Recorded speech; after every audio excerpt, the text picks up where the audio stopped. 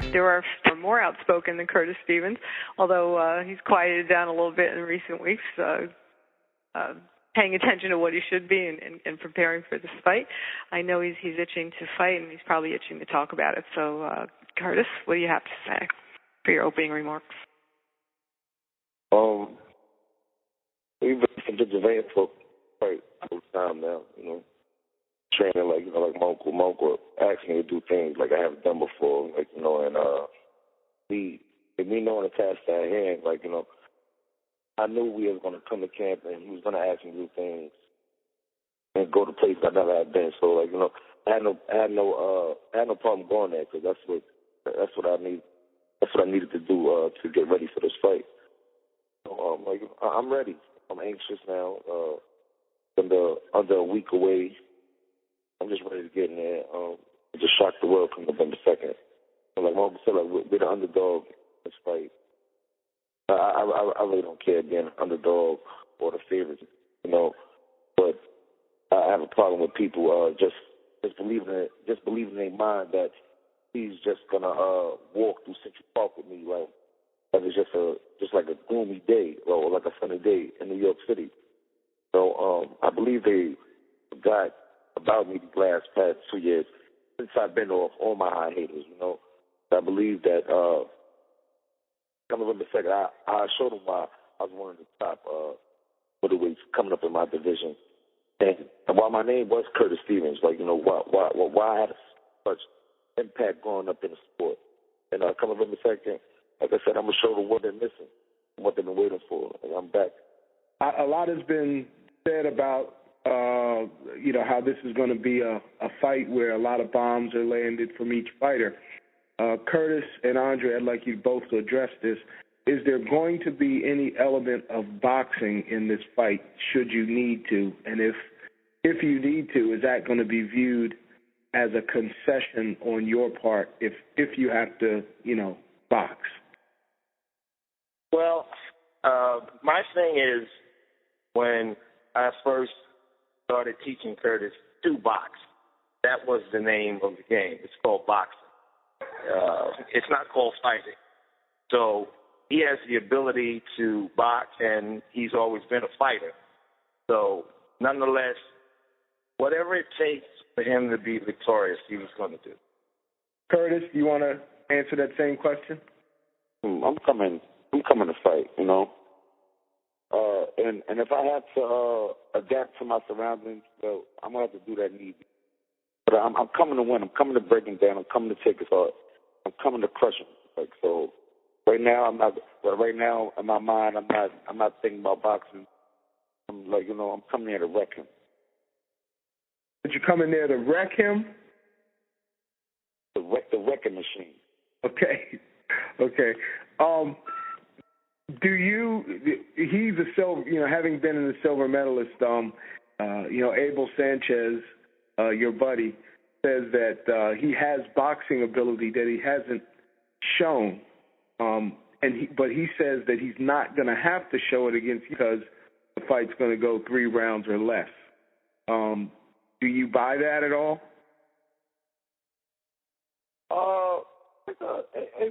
Abel talks a lot, I believe he talks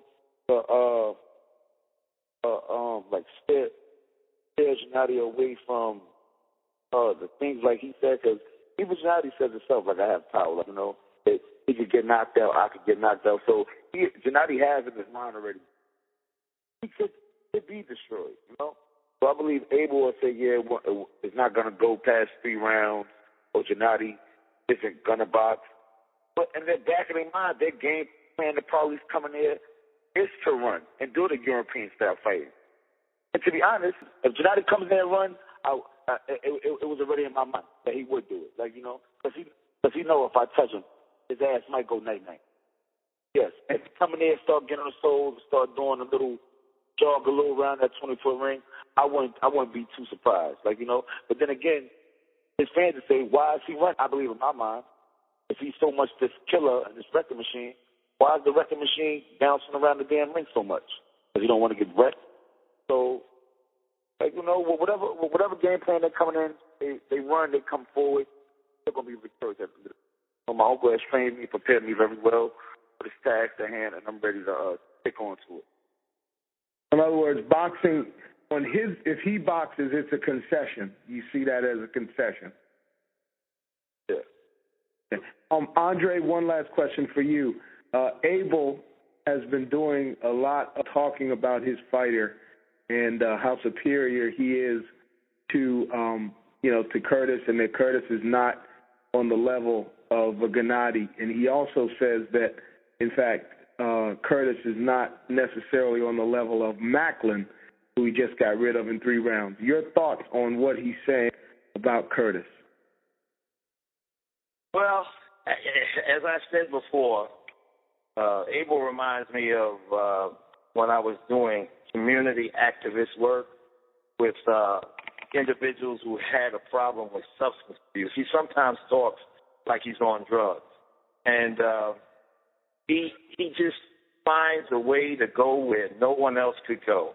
The things he refers to, and quite honestly, he might be believing it, which is the worst part of it all. He says things that just don't make sense at all. Just from the point of view of him talking about what his athlete has done. He's worked with Gennady for a few years now, which is true, but quite honestly, I don't even think he understands what Gennady can do. I know he's Hispanic, and Gennady is European. I would love to see how they communicate. They must have created a new sign language form so that they can refer information. I mean, Abel is, I think, one that talks up a situation more so that he can be that it'll take place that way, and he talks around issues. I don't honestly. I get a thrill and a comedic view out of any time Abel starts talking. We didn't hear anything else after he participated in the Tavares Cloud bout with Bernard Hopkins when Tavares unfortunately came up short. Of course not, because he stepped in and he did what he does best, has people coming down instead of rising up. I give Gennady a lot of credit for being the athlete that he is, but honestly, I don't feel Abel had anything to do with it. From what I've viewed, he seems to be the same athlete. Actually, he's making a few more mistakes than he did when he was boxing against a fighter like Uma. And those are the mistakes that will cost him dearly in the fight. So I hope Abel continues his banter and his rhetoric. It's going to do us a good, like the body good. It's going to do us a whole lot of good when we get in the ring with him on November 2nd. Curtis, you seem to be trying to goad Golovkin into a slugfest as if it's your not only chance of winning. Do you think you could win on points if it goes the distance? I'm not trying to get him to go into anything. If he tries to come in and get in a slugfest with me, I believe that'll be on his part. I'm going to win. I'm going to win regardless whether it can be a knockout or around the decision. I was well trained and prepared for this fight. And I have fast hands. I'm very powerful, and we done worked on everything I believe that we could work on and do for the fast hand. So, and I could box too. I'll let these hands go. I start getting on my toes. He's gonna have a problem. But yes, if it goes 12, yes, I will win. How big an advantage is it to feel the fight being held in New York, your hometown? Even though he's boxed here before, do you think he might be intimidated by your supporters here in New York? I don't know. You have to ask him that question, but to me, it's like I always say, there's only 3 people in the ring: me, him, and the referee. The crowd only could chant, and we only could fight. So, he got to do what he needs to do to survive. Same way. I guess, can you comment on his last 4 opponents and how you compared to them in terms of heart and durability to take a punch? Because it seemed like the last 4 guys he faced, once they felt his power, they went on their bike for the rest of their fight. Well, he fought Macklin. Like, Macklin was was a scared puppy dog in my eyes. But to get to the question, I done fought light heavyweight in the pros, middleweight. Now I made my down. I made my class now. So I've been hit by the hardest as they come. I fought heavyweight and amateurs. I've been shaken up by heavyweights, and I've been hit by middleweights. Like, you know, I have been down before though. You know, obviously we see I get back up, I stand up and I get back and I fight. So I believe it's not whether to say can I take his power, because I don't know. Maybe he does hit hard. Maybe he doesn't. You know, everyone acts different when they get hit. Like, you know. So I'm coming ready. I'm not scared, obviously. Like, you know, because I asked for the fight. Fight wasn't given to me by K2 or main events. I asked for this. I wanted it. You know, so I believe, which I have to understand, is that I am not scared of him. I don't care what he did to his last 4 opponents, 5 opponents. I am not them in any which shape or form. So I'm ready.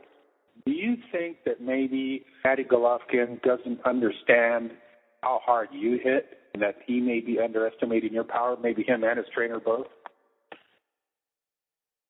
Let me chime hold on, Kurt. Let me chime in on that for a second. This is Curtis's uncle and trainer, Andre. Hey, man. We've been viewing information about knockout percentages and this and that and so on and so forth. Well, I did a little science on it myself.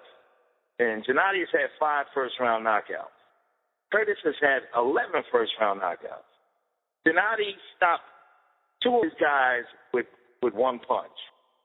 Curtis has stopped 7 of his first-round knockout opponents with 1 punch.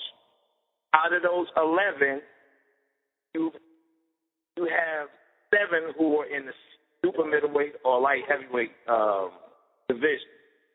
So, needless to say, when it comes to punching power, and I find that to be the funniest part, actually almost ironic, where they talk about, Gennady is this hellacious puncher.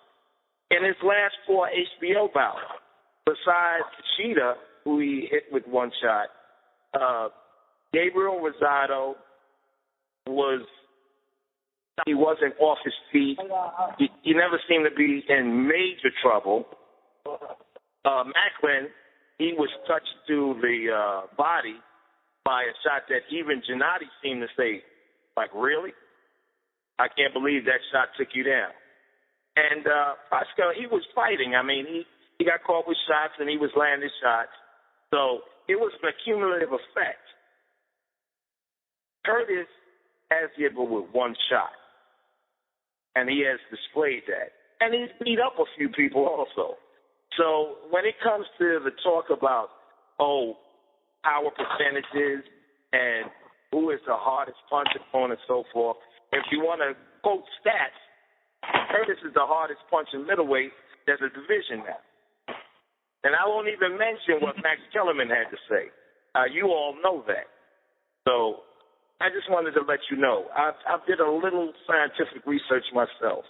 Curtis, the last time you were on HBO, it was against Jesse Brinkley, and it was in a different weight class.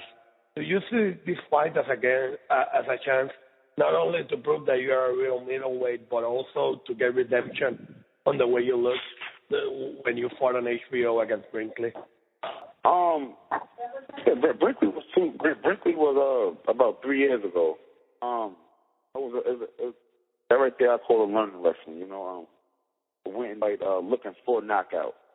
So when a knockout didn't come, I still was looking for a knockout. You know, my coach was giving me the right instructions, corner, but I only had knockout. I was saying when I touch him, he's gonna go. But obviously when I didn't touch him the way I wanted him to touch. So I lost the fight myself. Like, you know, so my redemption came, I believe, when I knocked Ayala out.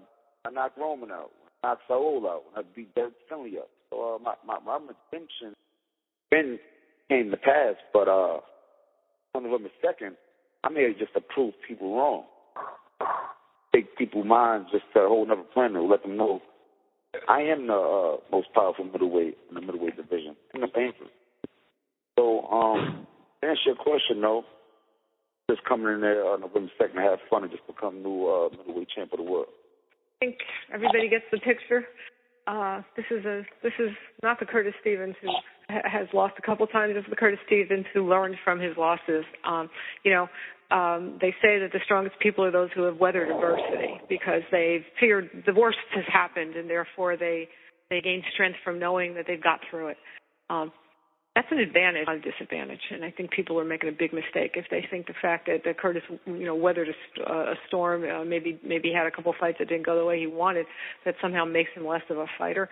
I would argue that all the pressure's on the other guy, and that Curtis is in a beautiful position sitting there in his own hometown, getting this opportunity with no pressure on him to show the world what he can do. We know what he could do. That's why we signed him, and we really are all just so looking forward to November 2nd. I feel like a kid at Christmas at this point, so I can't wait to see everybody in New York.